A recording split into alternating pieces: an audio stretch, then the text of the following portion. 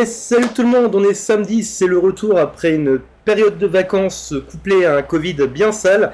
Je suis très content de vous retrouver pour C'est quoi tes pronoms. Je suis toujours Nat, et ce soir, l'invité est Cléo. Comment ça va Cléo? Bah, ça va bien. Alors, petite vérification technique sur le chat comme d'habitude, si tu pouvais juste, chaton, confirmer qu'on entend bien et qu'on voit bien. Chaton qui est l'assistant technique slash modérateur. On va dire que oui. Pas de réponse, bonne réponse. Bon, on va naviguer à la vue. Alors, Cléo, avant de... Tout est bon, nickel. Avant de commencer le portrait chinois, cette fois, je vais un peu mettre les choses pas dans le même ordre. Est-ce que tu peux te présenter pour ceux qui ne te connaîtraient pas? Bah, je m'appelle Cléo, j'ai 22 ans, j'étudie la philo à Bruxelles. Je suis français, donc il y a un piège. Mais je parle le belge parce que je suis tout en 70, 90, tout ça. Enfin, voilà, tout ça. Et aussi, bah, surtout, on a récemment lancé un podcast avec deux autres potes transfem qui a pour but de parler de nos vécus. Voilà. Alors, avant de commencer, je tiens tout de suite à adresser l'éléphant dans la pièce. Oui, chez elle, c'est mieux rangé que chez moi. Totalement. C'est jamais aussi bien rangé. Pour le coup, c'est vraiment exceptionnel, hein, je tiens à le souligner.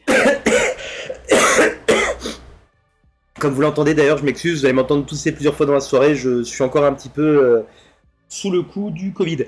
Alors, on va commencer comme... Enfin, on va faire le portrait presque chinois comme d'habitude. Salut Clarisse, j'espère que tu vas bien. Alors, comme tu l'as dit, comme tu le sais, on commence généralement avec le portrait à peu près chinois. Tu connais le principe? À peu près. Ok. J'ai quand même vu un petit peu, mais voilà. Comme je t'ai dit, je vais faire de mon mieux. Il n'y a pas de souci. De toute façon, s'il y a le moindre souci, s'il y a pour une raison X ou Y que tu as besoin de... Je sais pas, tu n'hésites pas. Tu n'hésites pas. Alors, si tu étais un film... C'est compliqué de dire être déjà que...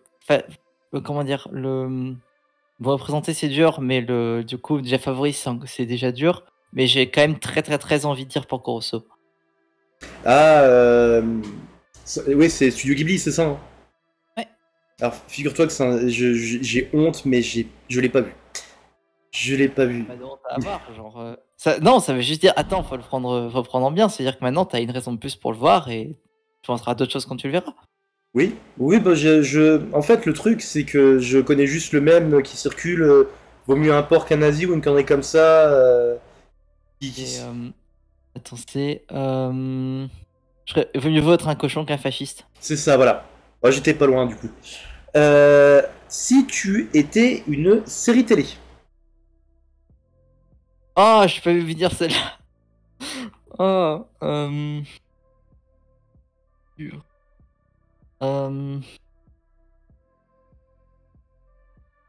En vrai, j'ai envie de dire, c'est pas ma favorite. Enfin, j'aurais probablement deux idées qui me viennent si j'y pense plus. Après, le J'ai envie principe... de dire Cowboy Bebop. Ah, pas mal. Attends, rassure-moi, l'animé, hein. Oui. Oui. Oui, la série Netflix, elle est... Voilà. Si vous rêvez de voir Cowboy Bebop jouer façon sitcom avec production, foncez. Si tu étais un livre...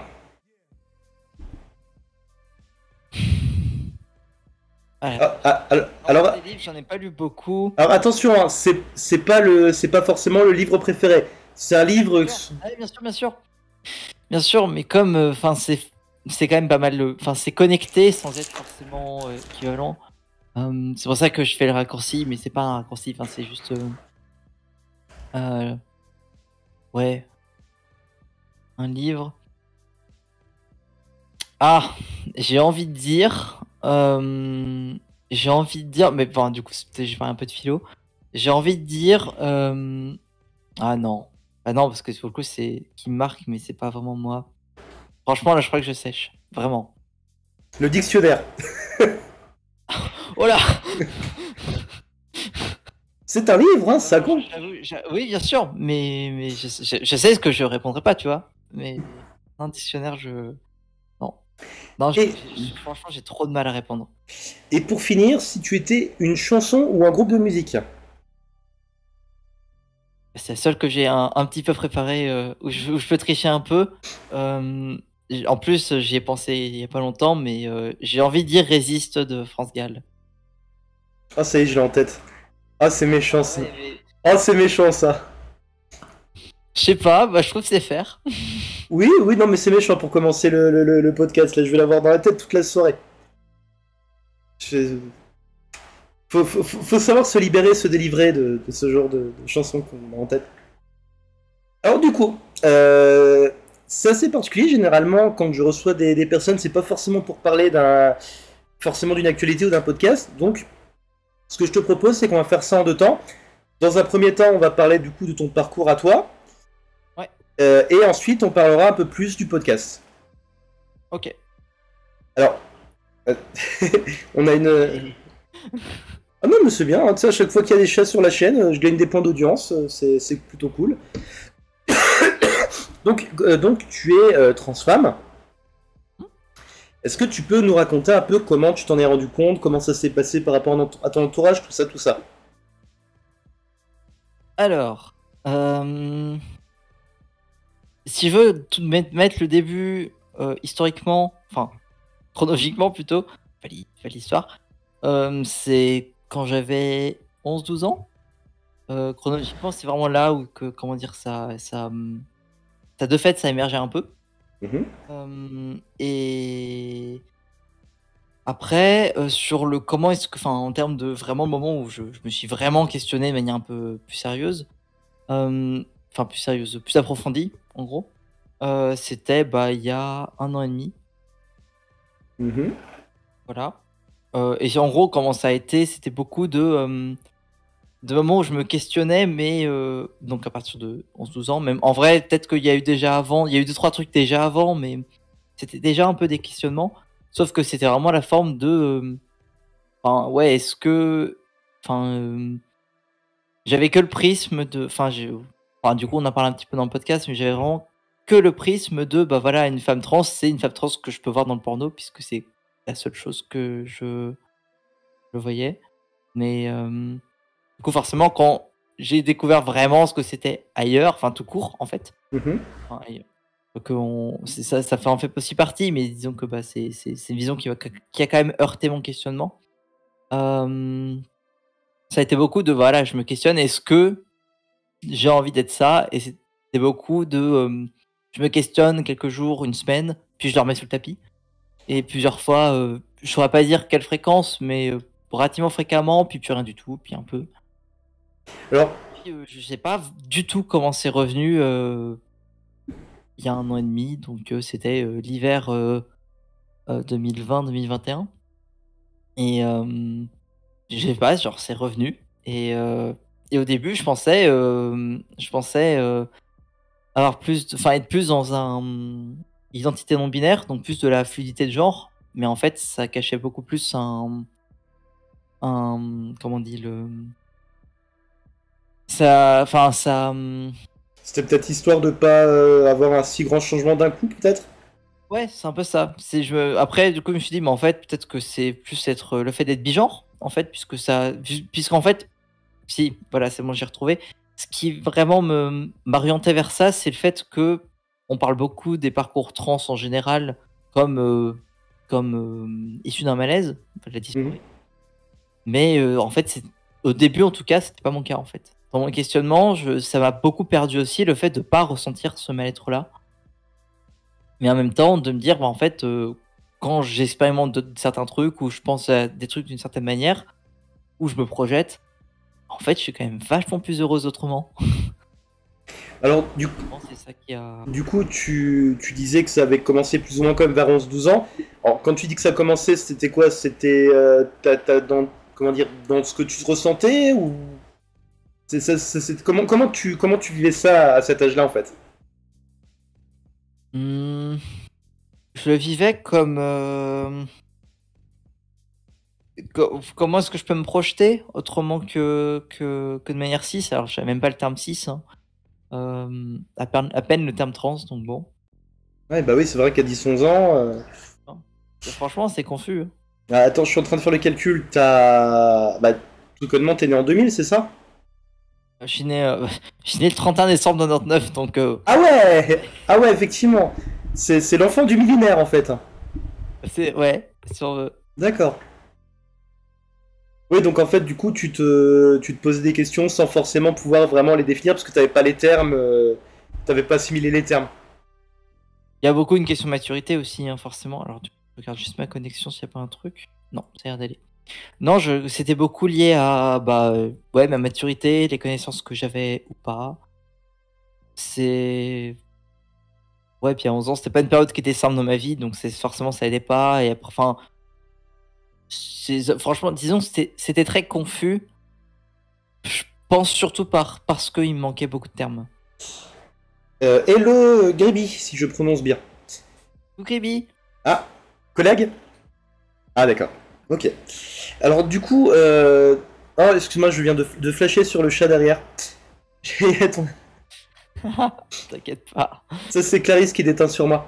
Du coup, à 11-12 ans, tu étais quand même bien, enfin, entre guillemets, entouré ou justement ça participait au fait que c'était pas facile de gérer tout ça? Écoute, non. Je pense que j'aurais.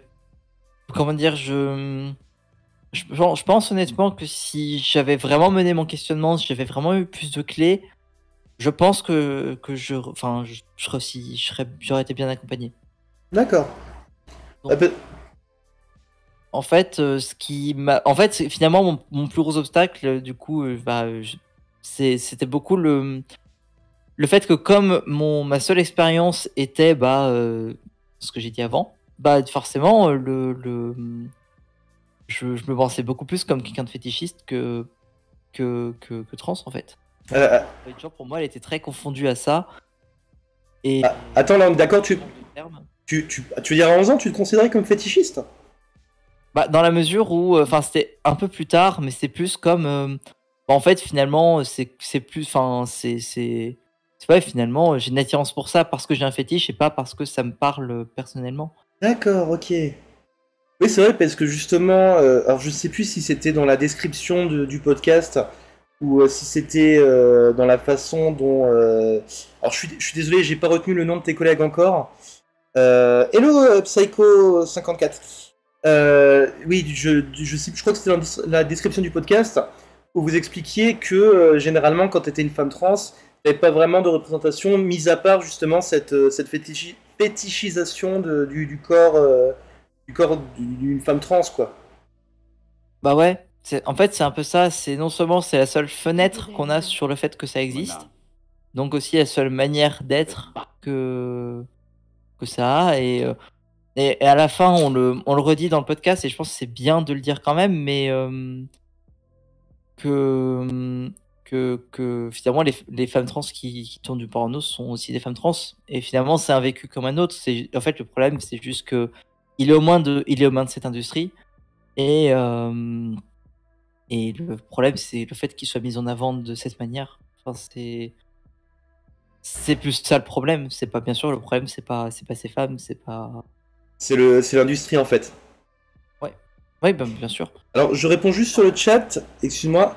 On a Psycho54 qui me dit, savez-vous où puis-je trouver la rivière Enchantresse? À gauche, après le McDo. Et ensuite, on a Ceris qui s'est abonné, merci Ceris, qui nous dit, coucou Ceris. Donc du coup, donc t'étais un peu plus âgé. Et comment ça s'est passé ton cheminement où finalement tu t'es dit, bah non, c'est pas vraiment que j'ai un fétiche, en fait c'est moi quoi. Bah, en fait, le truc un peu bizarre, c'est que je me souviens pas de ce qui m'a fait d'un coup me questionner vraiment. Je pense que probablement il y a eu l'effet confinement, je pense. Il y a, c'est beaucoup, ça fait beaucoup de temps penser au même de comment le confinement a commencé, comment il a terminé pour moi. Et le truc, c'est que c'est trop vrai. Enfin, pour moi, c'est très vrai. Et je sais pas pourquoi c'est revenu. Et, euh, et je sais pas. Je pense qu'un truc qui m'a beaucoup stressé sur mon questionnement, sur le fait que c'est encore pas revenu, c'est le fait que ça fait très longtemps que je suis en couple. Mhm. Quand je dis très longtemps, c'est depuis que j'ai 15 ans, donc ça fait 7 ans. Frimeuse. Euh, Non, pour le coup, enfin, bref. Désolé. Et le truc, c'est que bah, j'étais pas forcément très sécure avec ça tout court. Donc je pense que la période où, à partir du moment où j'étais en couple, je l'ai probablement encore plus mis sous le tapis qu'avant, Mhm. je pense. Alors, si c'est pas indiscret, tu es en couple lesbien ou hétéro? Avec une meuf 6. D'accord, ok. Et Bravo les lesbiennes. évidemment, mais pas que. Et, euh, et je pense que ça m'a beaucoup mise en insécurité en me disant, bah en fait, il n'y a pas que l'enjeu de mon bien-être, mais il y a aussi celui de bah, ma copine et de mon couple. Et forcément, bah, la charge que ça représente de se poser ces questions, bah, tout de suite, ça change, quoi. Et t'as pu en parler avec elle et vous avez pu vous en discuter posément? Ouais, bah, ça fait un moment, je pense, j'ai dû come out comme bigenre ou fluide euh, en mars-février de l'année dernière. Enfin, pas de Mhm. cette année, l'année dernière. Puis comme femme trans en été, ça devait être juin-juillet. Donc joyeux anniversaire. Ouais, c'est vrai, c'est vrai. Et bah du coup forcément comment dire forcément c'est pas évident, mais je trouve que ça se passe franchement bien. Mais ouais, je suis enfin il n'empêche que c'est pas tout le temps facile quoi. D'accord. Alors, je change pas de sujet, mais je veux juste... T'as Clarisse dans le chat qui pose une question, qui nous dit, la question peut être indiscrète si tu n'es pas obligé d'y répondre, mais quand tu étais en questionnement, euh, tu ne te considérais pas comme LGBTQI+, c'était cringe, mais les groupes Facebook de l'époque ont été sa première approche de la transidentité, par exemple. Eh ben si je comprends ton message, peut-être que je suis un peu à l'opposé, mais en fait je suis pas sûr de bien le comprendre, c'est pour ça que je Bah, je pense, je pense que la question, c'est simplement, avant d'être sûr d'être une femme, est-ce que déjà tu te considérais comme LGBTQ? Eh ben en fait enfin en fait c'est compliqué parce que le le mon questionnement a été assez vite sur bon il y a quand même un truc sur le fait que je suis pas très cis quoi. Et je sais pas exactement ce que je suis, mais a priori je suis sur cette forme de fluidité. Euh, Et après, le questionnement, il a continué jusqu'à parce que en fait, c'était bah voilà, je pense qu'il y avait plus de chances que je sois bah soit de genre fluide, soit bigenre plus précisément, soit que je sois une femme trans, c'est aussi possible. Enfin, pour moi, c'était toujours une possibilité. Mhm. Mais le truc, c'est que bah en fait, cette probabilité, elle a grandi en fait au fur et à mesure. Et et ce qui faisait qu'au bout d'un moment, mon genre ou mon identité, enfin, j'étais plus lié enfin, j'étais quand même, enfin, en fait, j'ai une période sur Reddit où j'ai beaucoup traîné sur le subreddit questioning, donc Mhm. et en fait, enfin, c'était vachement nourrissant d'avoir plein de vécus différents, de plein de personnes qui se questionnent sur que ce soit ça va de leur orientation à, enfin, enfin, d'attirance quelle qu'elle soit, à juste, enfin, au fait d'être ace ou pas, ou leur genre. Enfin, il y a vraiment de tout. Et je trouve en fait le questionnement, pour moi, dans LGBTQIA+, pour moi, le Q, ça peut être queer, mais ça peut aussi être questionnement. Ah, pas bête. Et je pense que enfin, c'est pas moi qui vient pas de moi, hein, c'est l'idée, je l'avais lu là-bas. Mais pour moi, c'est important de le dire que ça a une place importante, le questionnement. Bon, bien sûr, après, si on se questionne et que finalement, bah voilà, on est 6-7, bon, du coup, de fait, on n'est plus LGBTQ, mais à un moment, on en a eu un vécu qui s'y rapportait. Mhm. Ouais, effectivement, c'est pas bête du tout. Alors, il y a The Rune Collector qui nous dit coucou, enfin qui nous dit bonsoir tout le monde, bah coucou! Ensuite, on a Clarisse qui rebondit du coup, qui disait je dis ça dans le sens où ces groupes m'ont mis dans plein de questionnements, tant sur mon genre que sur mes attirances. Je suis resté dans le placard jusqu'au début 2021, donc je comprends le fait de s'interroger pendant longtemps. Ok. Du coup, Non, moi, c'était pas du tout Facebook, c'était Reddit. c'est un peu toxique quand même Reddit, j'ai l'impression par moment, non? Ce subreddit. Vraiment pas. Bien sûr, il y a des subreddits genre qui craignent, n'allez pas sur lesbienne, n'allez pas sur euh, mince, gay bros, je crois. Il y a plein de subreddits à éviter, hein. Mais Actually Lesbian, il est pas mal wholesome. Il y a Dad et Mom for a Minute qui sont super open. ADHD pour le TDA. Euh, et Questioning, je trouve c'est un endroit vraiment génial. D'accord.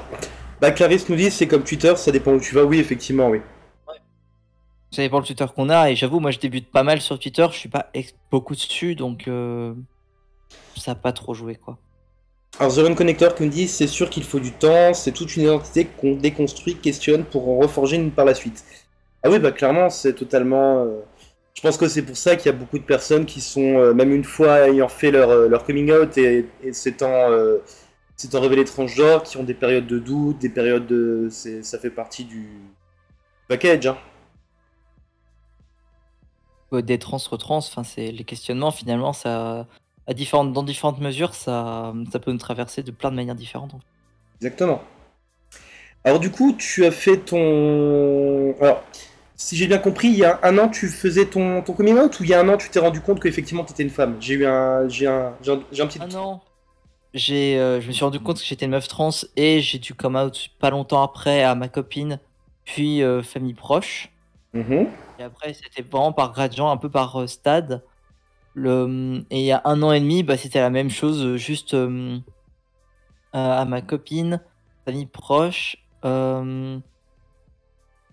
peut-être un ou deux potes mais c'est tout et voilà. Et ça s'est passé comment? T'as été accueilli comment? Et ben en vrai, à chaque fois, c'est vraiment bien passé. Donc, enfin pour le coup, quels que soient mes cercles, pour le coup, ça va vraiment bien. Il y a eu une seule mauvaise expérience dans ma famille plus large, mais c'est comment dire, enfin franchement ça va quoi. T'as l'air d'avoir un parcours qui est relativement atypique par rapport au parcours habituel. Bah ouais, je pense du coup à un moment parler un peu plus dans ma fatable forcément, mais des fois, enfin, je vais pas dire c'est dur de réussir, c'est pas du tout ce que je veux dire. C'est pour ça que j'ai beaucoup de mal à le dire. Je sais pas comment le tourner pour que ça soit pas cringe en fait. Mais j'ai l'impression d'avoir un vécu qui est tellement déconnecté de plein de difficultés de d'Adelph enfin, j'ai l'impression de pas être légitime sur plein de choses en fait, des fois. Ah, c'est pas cringe du tout, c'est même plutôt logique, hein. Il y a une espèce de syndrome du survivant en quelque sorte, hein. C'est la psychologie à deux balles que je fais, mais le fait de voir que les autres ont souffert et que toi non, c'est totalement normal que du coup tu sois en mode merde, est-ce que je suis légitime quoi? Ouais, bah, il y a un peu de ça, mais en même temps, c'est compliqué de savoir comment avoir les bons mots pour le tourner parce que, bah, comment dire, enfin, c'est un peu une difficulté, mais c'est pas une, enfin, c'est pas du tout lourd à porter, c'est pas un truc qui se voit sur moi, c'est pas, enfin, je veux dire, c'est quand même une difficulté qui est beaucoup moins lourde que ce que beaucoup d'élèves se prennent. Oui, oui, oui, bah clairement. Bah, ce qui est assez ironique, c'est qu'en fin de compte, t'as. Alors, c'est pas de la souffrance, mais du coup, tes difficultés que tu n'as pas eues, tu les as en t'en voulant de ne pas en avoir, si tu vois ce que je veux dire. Ouais. C'est ça qui est assez ironique au final. Mais ça reste important de si tu, enfin, je trouve, et c'est pour ça que c'est compliqué, c'est, bah, du coup, ne subissant pas certaines formes de choses, bah, il faut quand même que je me situe en disant, c'est quand même une difficulté que je pense moindre, même s'il s'agit pas forcément juste pour mettre une gradation de souffrance, hein, c'est pas le but. Mais en même temps, je me vois pas dire, bah voilà, j'ai une souffrance qui est énorme. Bon, je pense que c'est pas le cas, même si je pourrais plus mal enfin, le vite me manière beaucoup moins bien. Mais ça reste quand même très très différent de ce que des tas de personnes endurent. Effectivement, ouais. Alors, question dans la vie de tous les jours, tu es déjà socialement out ou tu es encore dans le placard? Bah maintenant, depuis pas si longtemps que ça, je suis totalement out, y compris Facebook. Et ça se passe bien aussi? Et bah ouais. Genre comme dit, en fait vraiment ma difficulté c'est pas un peu parneux forcément. Dans mon couple, ça a été des difficultés particulières, mais globalement, ça va vraiment bien. Je suis quand même très soutenu, quoi. Euh, Voilà, après, non, ça va bien. Comme dit, bah, on en parlait un tout petit peu avant, mais ça va bien jusque dans le sport, Oui. qui est quand même assez fou, quoi. Alors, juste pour que je complexe pas, est-ce que tu peux donner le nom de ton sport, que les autres sur le chat puissent aussi dire qu'est-ce que c'est? Parce que là, sinon, je vais être mal. Non, mais t'as grave raison, je fais de la naginata. Enfin, si, techniquement, il y a Gréby et Ceris qui vont savoir, puisque je leur ai dit, vu qu'elles savent. Oui, bon. Voilà. J'ai réagi pareil. Ouais, non, mais pas de pareil. Enfin, franchement, c'est assez niche comme sport. Mais il y a des anecdotes rigolotes. Bon, déjà, c'est un art martial. C'est comme le kendo. Je crois que c'est kendo jutsu qu'on dit en complet. C'est un art martial japonais de maniement d'une arme. Là, c'est la naginata, qui est une. Oh là là, c'est bon, hein. C'est une lance de 2 mètres de haut à peu près, qui est très stylée quand même. Et enfin, techniquement, une hallebarde, parce que tu as une pointe au bout. Et, et le fun fact, c'est que en Belgique, en fait, c'est des champions d'Europe. Et genre, je savais pas, mais en fait, j'ai juste commencé à faire la Nekinata. Genre, il y en a dans ma fac. Du coup, j'y vais parce que ça me coûte pas très cher pour un sport. Et voilà, et c'est. Et un peu de. Bah, il y a plein de hasards comme ça qui font que, bah, genre, ce club, enfin, déjà, les gens sont très stylés, mais genre, ils sont pas un but d'eux-mêmes. C'est ultra horizontal, pour un art martial, hein, surtout, genre, statut en cercle et tout, on se tutoie, on s'appelle par nos prénoms. Enfin, c'est quand même méga rare. Euh, Bah c'est rare d'avoir des sensei qui se la jouent pas. Je suis une sommité. Ouais, c'est ça. Enfin, et pourtant, enfin, ils sont très très bons, mais pour autant, et ça fait très plaisir à voir. Et en plus, il s'avère que genre club est méga trans-friendly et quand je me suis out d'abord à une personne de ce club puis le reste et euh, et en fait c'est une amie et elle m'a dit dès que tu veux comment dire tu veux changer de vestiaire ou tu veux te out ou quoi que ce soit, genre, tu me le dis. Et si jamais quelqu'un qui te fait une réflexion, quoi que ce soit, y compris pour les vestiaires ou ce que tu veux, je lui pète la gueule. Et elle a dit ça premier degré, en fait. Genre, vraiment, elle voulait vraiment me protéger à fond. Et. Enfin, voilà, enfin, genre, c'est juste pour dire, les planètes s'alignent, mais à un point assez dingue. Du coup, si vous êtes à Bruxelles et que vous êtes, je sais pas, à la fac ou même l'inscription est pas si chère pour un club de sport. Et au pire, de toute façon, ils sont hyper chill dans le sens, bah, si on veut essayer, c'est pas juste, ah ouais, on a compté, t'as essayé 3 fois. Non, c'est si tu viens quelques semaines pour tester, il y a aucun problème. Donc si vous voulez venir essayer, bah. Utilisez le code MUFATUB pour utiliser le code MUFATUB pour une réduction. Ce serait incroyable que j'amène des gens, mais voilà, si vous voulez venir, c'est ultra chill. Alors du coup, ça s'est passé. Alors attends, il y a des petites réactions sur le chat, je suis bête. The Hand Collector nous dit c'est trop stylé. Cyrus nous dit elle est trop chou, donc je pense qu'elle parlait de ton ami. Et Clarisse nous dit c'est hyper cool comme ambiance. Ouais. Alors du coup, donc, en fait, t'as pu par exemple changer de vestiaire tranquille et on te fout la paix, quoi. Alors, de fait, je m'en suis pas encore servi parce qu'en fait, la solution la plus simple, vu qu'il y a des cours avant et d'autres gens qui sont pas dedans, en tout cas, j'ai demandé à toutes les personnes, que je crois femmes en tout cas, qui chantent dans les vestiaires femmes s'il y avait un problème. À Naginata, c'est pas un problème. Du coup, pour même pas avoir pour être sûr de pas avoir le problème dans l'autre vestiaire, même si je pense le faire la prochaine fois. Souvent en fait j'avais mon short sous mon jean et en fait je me changeais pas en fait, j'ai pas besoin de vestiaire. Oui. J'ai un Nakama et tout et oui je vais devoir faire face à ça mais je pense que ça devrait aller. C'est cool de voir que pour le coup t'as t'as un parcours qui est vraiment smooth et qui est vraiment. Bah, enfin, maintenant, peut-être qu'il y a des trucs que tu dis pas, mais t'as pas l'air vraiment d'avoir de gros obstacles qui te bloquent ou qui te retiennent à un point qui n'est pas le tien, quoi. Ah non, carrément. Non, mais non, il y a vraiment ça. Bah, d'où le sentiment que je disais avant, mais non, c'est vraiment ça, hein. Ah, mais franchement, ça fait plaisir à entendre d'avoir un truc un peu wholesome, justement. Parce que, bah, malheureusement, tu le sais bien, dans la communauté, tu peux avoir des parcours, tu le disais toi-même, très compliqués, quoi. Ouais, Alors, du ouais, coup, vraiment. pardon, excuse-moi, je t'ai interrompu. Ah non, non, t'inquiète. Ah Donc, ah, si, attends, j'ai quand même un autre truc à dire. Pour le coup, je suis quand même pas seul dans le fait que ça se passe bien. J'ai techniquement un petit cousin, mais qui est quand même plus âgé que moi. Bref, la famille de mon côté de mon père est assez nombreuse. Et ben, il est trans aussi. Du coup, en fait, je l'ai su, il était out avant moi. Et il se trouve que je suis pas seul, quoi. Et ça fait beaucoup de bien. ça, dans ma famille, j'ai aussi une cousine qui est LGBT, elle est bi. Bon, je sais pas comment elle se définit exactement, mais ça fait toujours bizarre quand tu te retrouves en réunion de famille, tu sais, t'as le petit truc, le petit ah ouais, toi aussi, ouais.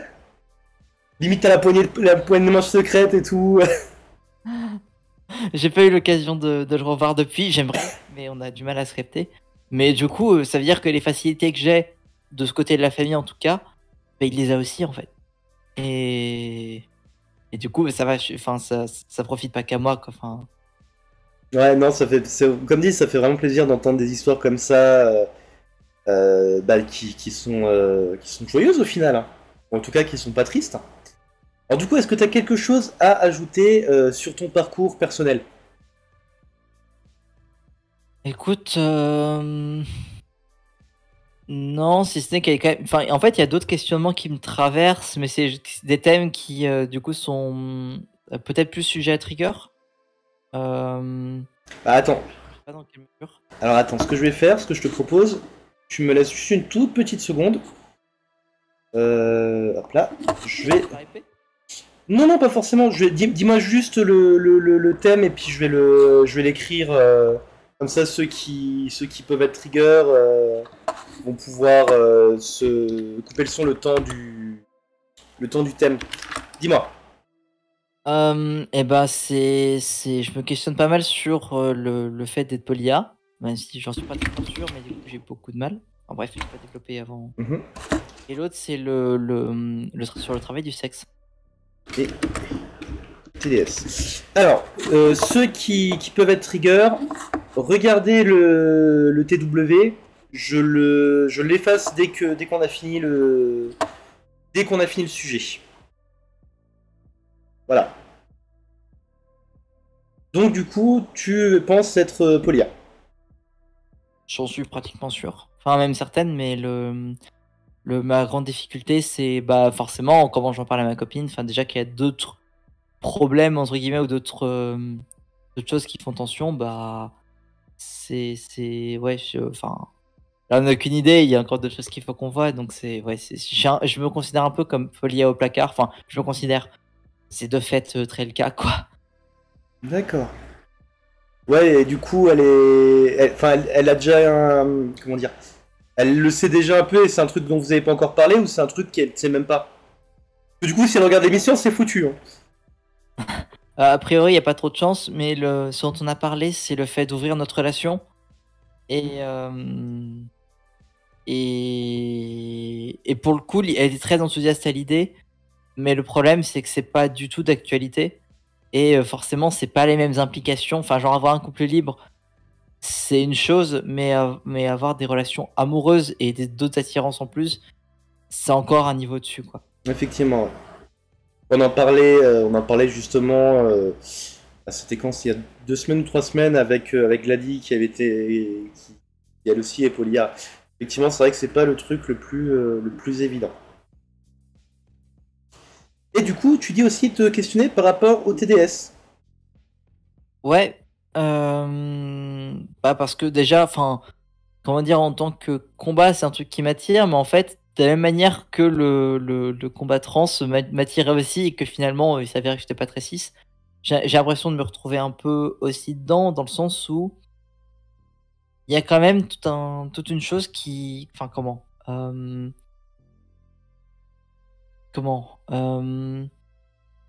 Il y a aussi, enfin je pense pouvoir me réapproprier mon corps aussi en fait de cette manière. Mais donc D'accord. forcément il y a, comment dire? Ça c'est un coût, psychologique, hein. Enfin je veux dire c'est pas enfin potentiellement, enfin je veux dire c'est pas, c'est de loin pas facile. Mais, j'ai l'impression que c'est un travail qui peut enfin qui me parle beaucoup dans ce que ça représente, dans, enfin dans pas mal de ses composantes en fait. Donc du coup, c'est à minima, essayer dans tous les cas Mhm. et sinon, bah, du coup, enfin, en tout cas, que ça f j'ai quand même envie que ça fasse un peu partie de ma vie ou au moins de mon vécu. D'accord. Alors, comment dire, c'est quelque chose que comment dirais-je, que tu veux vraiment vivre pour ce que c'est, ou c'est plus la forme du truc qui te rappelle ton vécu? Non, justement, j'ai envie de l'intégrer à mon vécu. D'accord. Ça le Et du coup, comment dire? Le vivre pour ce que c'est, j'ai envie de dire oui, mais de fait, je l'ai pas vécu, donc je peux pas trop parler je peux pas parler de sujet en tant que TDS puisque j'en suis pas une. D'accord. Ok. Voilà.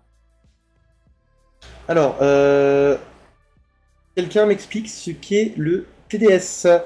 Bah déjà bonjour à toi parce que je crois que c'est ta première fois. Et ensuite TDS c'est travailleur ou travailleuse du sexe. Donc c'est quelque chose qui est assez vaste. Bah, ça va. Alors, je ne sais plus, j'ai peur de dire une bêtise, mais Camgirl c'est considéré comme TDS? Bah, à ma connaissance, oui. Enfin, D'accord, plutôt certaine de ça, mais comme dit, je peux pas avancer plus qu'eux, il me semble. d'accord. Bah, disons que voilà, c'est tout ce qui est en rapport avec bah, le travail du sexe, donc ça va de la cam à la prostitution. Voilà. Alors je sais plus si le fait d'être actrice porno ou acteur porno est compté dedans. Euh, Et oui. Ah bah voilà, Chaton nous dit oui, cam, photo, téléphone rose, prostitution, etc.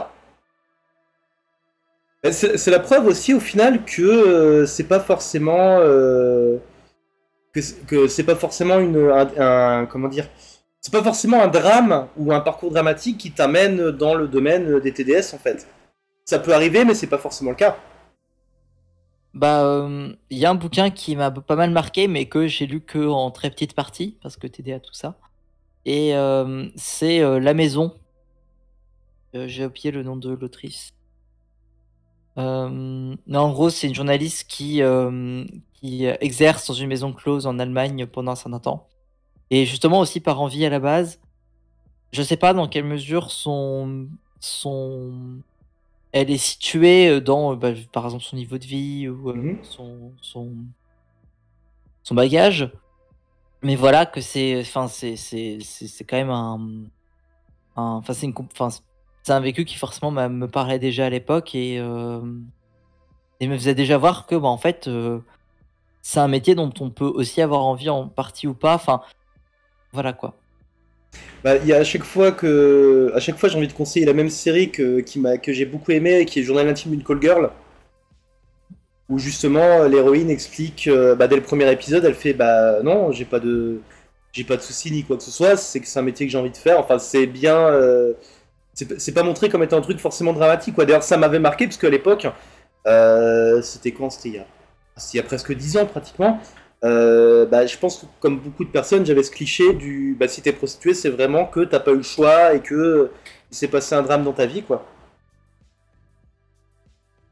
Euh, Je vais juste le noter avant que j'oublie, même si je risque quand même d'oublier, mais je vais quand même au moins le noter. c'est Journal intime d'une call girl. Alors, Clarisse, je sais pas si c'est bien représenté. Par contre, ce qu'il faut savoir, c'est que c'est tiré d'un livre d'une vraie TDS en fait.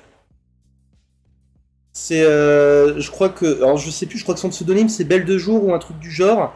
Et effectivement, c'est a priori une vraie autrice qui, du coup a écrit ces bouquins qui ont donné la série en fait. C'est vraiment pas mal et puis bah voilà. Euh,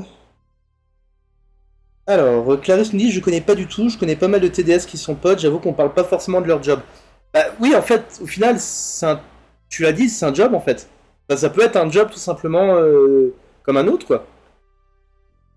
De ce que des vécus que j'ai entendus, ça peut être très lourd aussi. Enfin, parfois par moment, parfois non, parfois oui. Enfin voilà.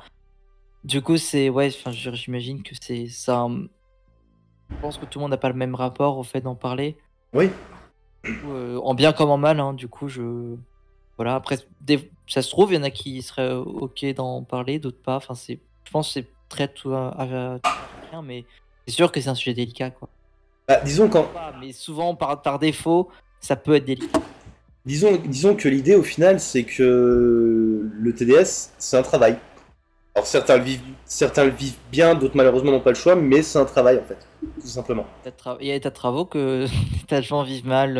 Ah oui, bah oui, clairement, oui. Mais en fait, enfin, je trouve qu'on commence à faire des liens en disant que bah il y a des personnes qui peuvent ne pas aimer leur boulot, d'autres qui ont des boulots, enfin, ouais, socialement dévalorisés, mais qui aiment ça. Bah en fait, tu peux faire des liens et dire que bah qu'il y a des tas de métiers qui sont pas de loin pas autant dévalorisés que le TDS, qui pourtant sont une vraie souffrance pour les personnes qui les exercent. Oui, bah oui, clairement, oui. Bah, tu vois, je parle à la place de personne, mais pour le coup, enfin, j'ai déjà fait un peu de caisse. Ouais, enfin, clairement, des boulots pas faciles, il y en a et il y en a des bien pires que la caisse. Enfin, Oui, non, gradation. Voilà, c'est. non, mais c'est clair. Alors, Lady Gragas nous dit, mais est-ce que tu le vis pas mal en partie à cause d'une clientèle, peut-on imaginer relativement difficile? Bah, en fait, je pense, de la même façon que certains boulots est compliqué parce que t'as des clients chiants, oui, oui, j'imagine que effectivement ça peut aussi être un critère. Après, enfin je suis certaines TDS notamment sur Twitter qui ont déjà dit plusieurs fois avoir des clients vraiment agréables et avoir ces prestations avec ses clients est agréable du coup. Après, enfin, encore une fois, là, je fais que parler ou entendre. Enfin, je veux dire, là, pour le coup, j'essaie vraiment de parler à la place de personne. Euh, c'est encore particulier quand on est, enfin, encore plus particulier quand on est trans, du coup. Oui. Ça change aussi enfin, ça change aussi pas mal en mal, enfin, en moins bien, je crois. Donc, ouais, c'est sûr que ça peut beaucoup jouer, quoi. Oui, parce que du coup, t'as encore une fois cette notion de fétichisation qui rentre en ligne de compte, quoi. Oui, bah, c'est ça. Alors, bah du coup, écoute, je te propose qu'on... Du coup, on a fini avec les TW, tu penses? Ouais. Ok. Bah du coup, on va passer à l'autre aspect de l'interview. Je m'excuse, encore une fois. Ah. Tu es Alors vous êtes trois, hein, si Ouais. je dis pas... Tu es co-animatrice du podcast Meuf à Tub. Ouais. Est-ce que tu peux nous parler un peu... Pardon, je suis désolé, c'est juste qu'au moment où je disais Meuf à Tub, je lisais le commentaire, après c'est une autre mesure. J'ai eu un mélange dans ma tête qui s'est fait qui était très bizarre. Donc je lui disais, est-ce que tu peux un peu nous parler de la genèse du programme et bah, nous présenter tout simplement. Eh ben, j'ai rencontré. Enfin, en fait, c'est qu'on fait qui dire. Oui, je suis d'accord avec toi, Lady Graga, pardon. Oui, clairement, je fais pas de parallèle chelou, c'était vraiment plus Enfin, voilà, je sais pas s'il y a plus à ajouter. C'est né un peu de. En fait, on discutait. Alors, déjà, c'est né d'un Discord. C'est des amis que j'ai rencontrés que sur Discord, que j'ai rencontré enfin, j'en ai rencontré une IRL et une autre que j'ai pas encore rencontrée, mais j'espère l'avoir cet été. Euh, euh, Oh, c'est trop bien d'entendre ce genre de retour. Parce que... Alors, du coup, ouais, Discord, la MIF. Clarisse me dit, allez l'écouter, je sais que ça a pas mal parlé à des amis et que ça a touché sa chérie aussi, ce podcast. C'est vraiment trop plaisir d'entendre ce genre de retour, enfin de lire ce genre de retour à chaque fois, genre vraiment. Bah, déjà, rien que le principe, moi, m'a vraiment... le principe m'a vraiment plu, pour le coup.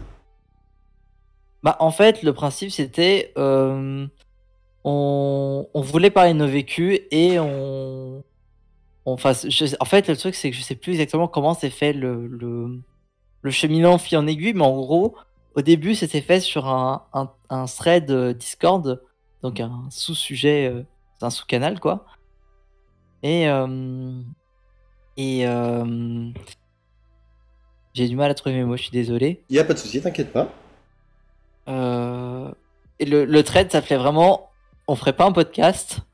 Et ça s'est vraiment appelé comme ça. Et ensuite, bah, on a un peu réfléchi. On a vu qu'on était on était trois à être bien motivés pour le projet. Et on s'est dit, bah, en fait, en fait le désir qu'on avait le plus, enfin, je parle surtout pour moi, mais bon, je pense pas trop déformer le ce que, enfin, la pensée de mes collègues, enfin, collègues façon de parler. C'est qu'on voulait parler de nos vécus en fait.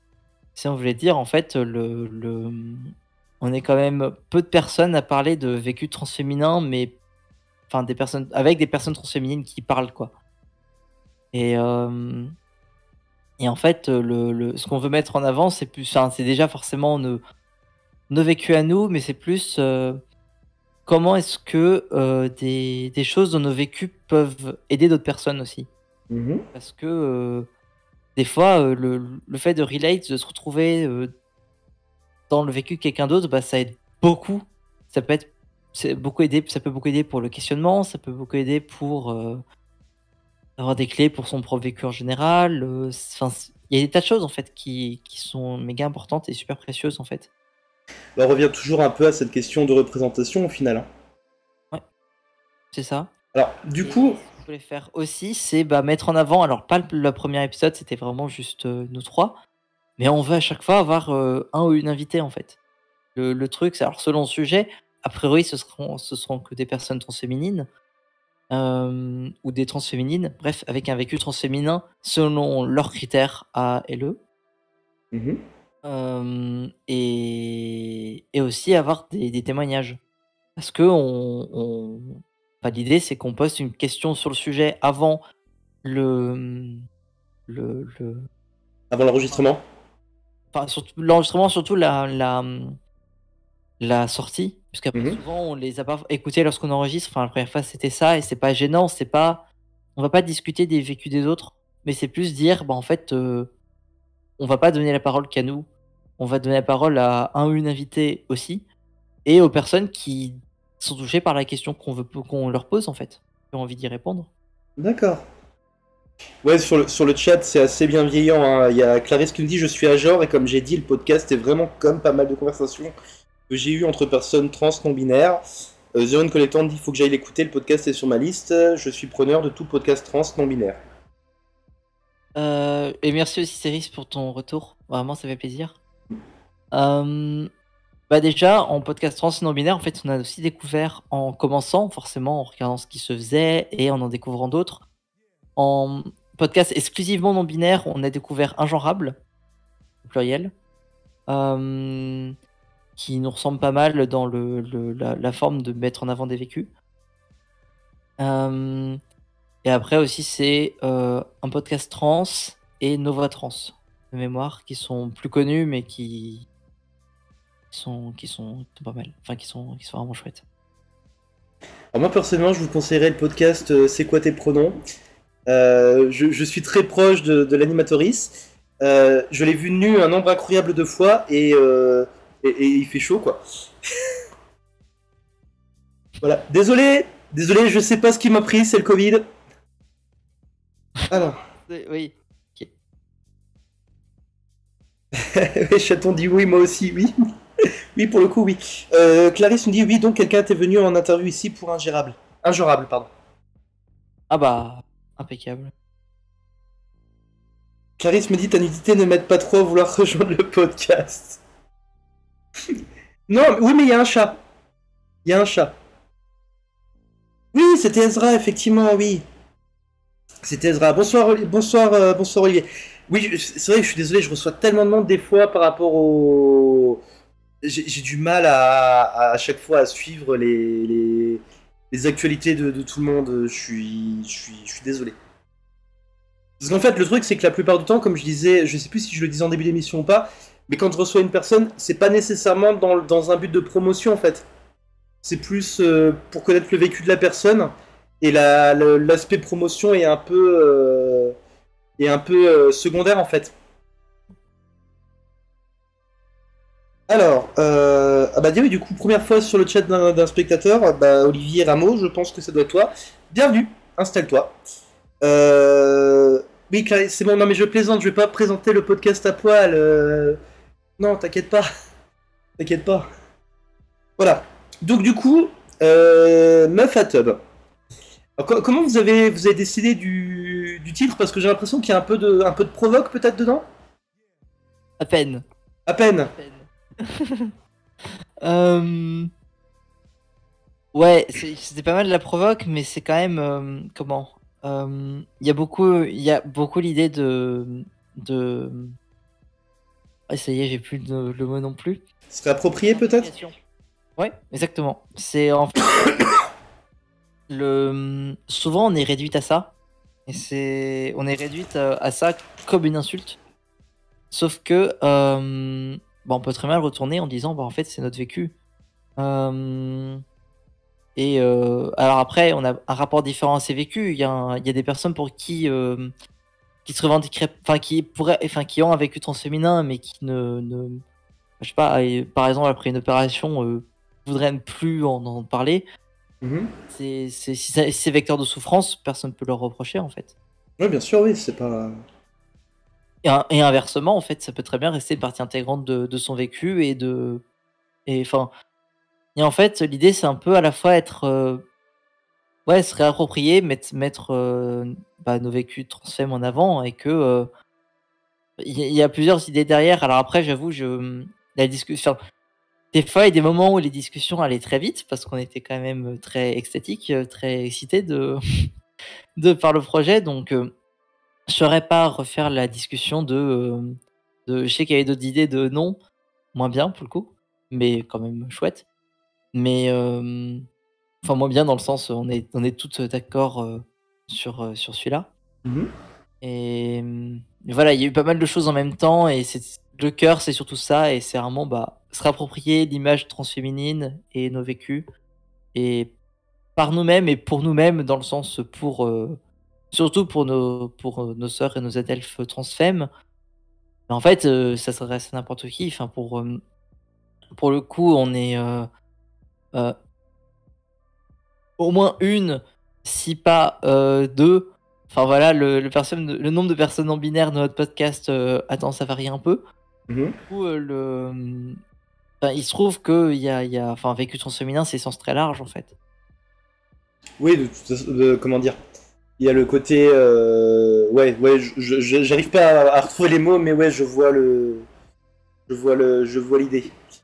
En fait, c'est plus entre guillemets un symbole que vraiment un. Comment dire.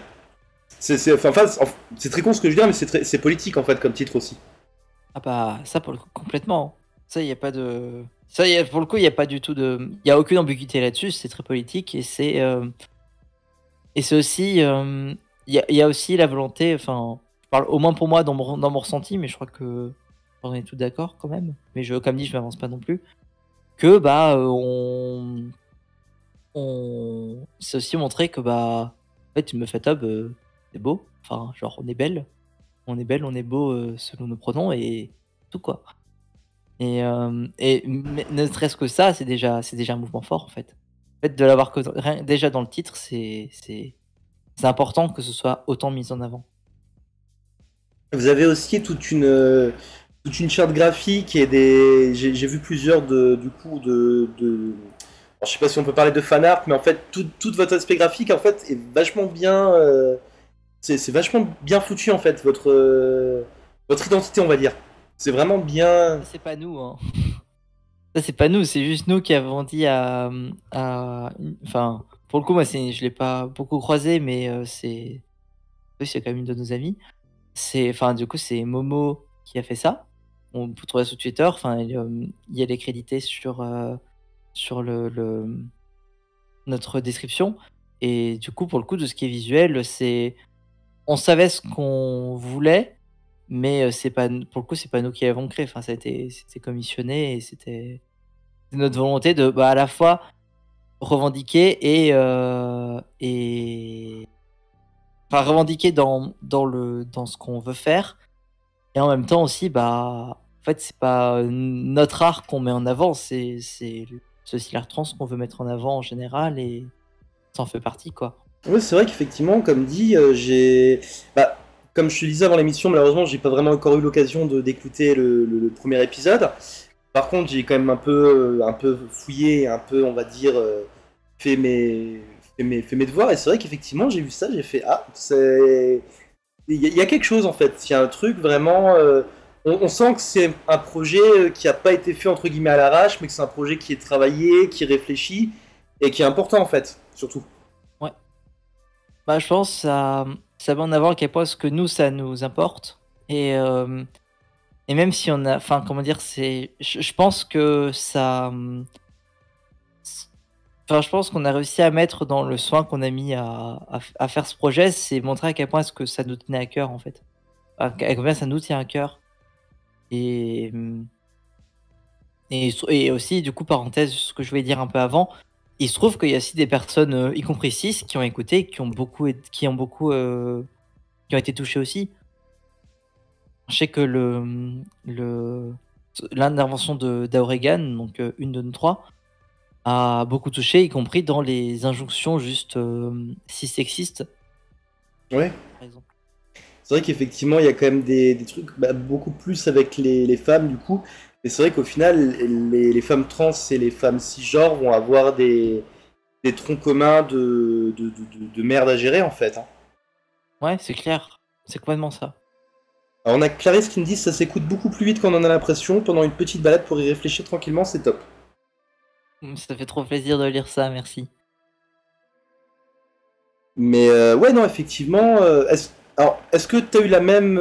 Toi et tes collègues, on va dire, ou tes amis, avaient eu la même pensée? Parce que moi, quand j'ai voulu faire C'est quoi tes pronoms, je voulais justement avoir aussi cette notion de pédagogie et. Je vais pas dire instruire les gens parce que c'est un peu prétentieux, mais tu vois, d'apporter quelque chose, pas forcément que aux personnes concernées, mais justement aussi les personnes qui sont extérieures à tout ça, quoi. Disons que enfin, c'est chouette, si c'est le cas.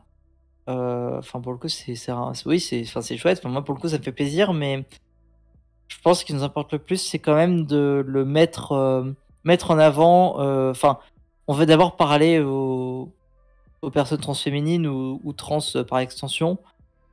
Et pour le coup, on a vraiment voulu le faire par réappropriation dans un mouvement un peu plus collectif, plus un,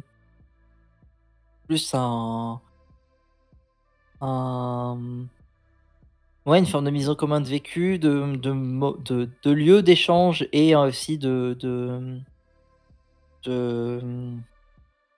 ouais, de lieux d'échange. Et ouais, Ouais, il y a... pour le coup, c'est un bonus, mais c'est pas du tout à but D'accord. mais Non, non, non, non. pédagogique. D'accord. Non, parce qu'effectivement, bah, encore une fois, comme dit, c'est. euh, Alors, attends, je veux juste faire ce que dit Carlaris. Je vais pas voler la place des meufs trans, mais elles ont vraiment peu d'espace d'échange. Oui, oui, c'est vrai, effectivement, c'est vrai que c'est pas forcément évident. C'est. Ouais. Des fois, j'ai l'impression que. Bah, que tu sois cisgenre, en fait, ou que tu sois transgenre. Être une femme, c'est le mode difficile, hein. C'est le mode difficile enclenché d'office. Mm. Ouais, c'est vrai. Mais ouais, c'est vrai. Et, mais enfin, comment dire, en même temps les spécificités ouais, des vécus transféminins. Par contre, il y a je vais remettre la qualité en dessous, parce que sinon ça fait des blinks, c'est un peu chiant. Mm. c'est c'est ouais, pour le coup, il y a des choses communes avec les vécus 6, mais en même temps, pareil, nos vécus plus marginaux aussi. Enfin, ouais, c'est un. Enfin, moi, je le conçois vraiment comme une forme de mise en commun, en fait. Ces vécus-là, moi perso, ils m'ont beaucoup aidé dans mes questionnements. Même après questionnement, souvent, c'était des échanges super sympas, quoi. Enfin, des échanges importants que j'ai eu avec d'autres Z-Elfes. Alors, pour le coup, transféminin ou pas, mais ouais, ça. Je trouve que c'est important aussi de s'adresser à nous, en fait. Parce que finalement, non seulement des choses qui s'adressent à nous par nous-mêmes, ça n'existe pas, en fait, ou pratiquement pas. Donc, en fait, avoir enfin, ça crée vraiment un lieu particulier, quoi. Ouais, donc en fait, Particulier. l'idée c'est de dire voilà, nous c'est un podcast entre guillemets pour les femmes trans. Les personnes non concernées, vous êtes les bienvenus, mais c'est pas spécialement pour vous qu'on le fait. En gros. Sûr. Ok. Mais en même temps, comment dire, si jamais il y a un sujet qui serait commun avec, je sais pas, les personnes transmasculines ou qu'importe, probablement que ça se ferait, mais disons que je vois pas trop ça arriver dans la mesure où c'est pas le but original et ce serait pas hyper raccord. Mais si jamais c'est le cas, oui, peut-être ça se ferait, mais comme dit, c'est pas pour ça que ça ne fait pas plaisir lorsque ça parle à d'autres personnes, trans ou cis ou trans féminines ou pas, en fait. Ouais, effectivement, non, c'est vrai, je vois le truc et c'est pas déconnant. Après, je pense que justement l'aspect politique fait que tu peux difficilement peut-être t'adresser à tout le monde en même temps en fait. Ouais.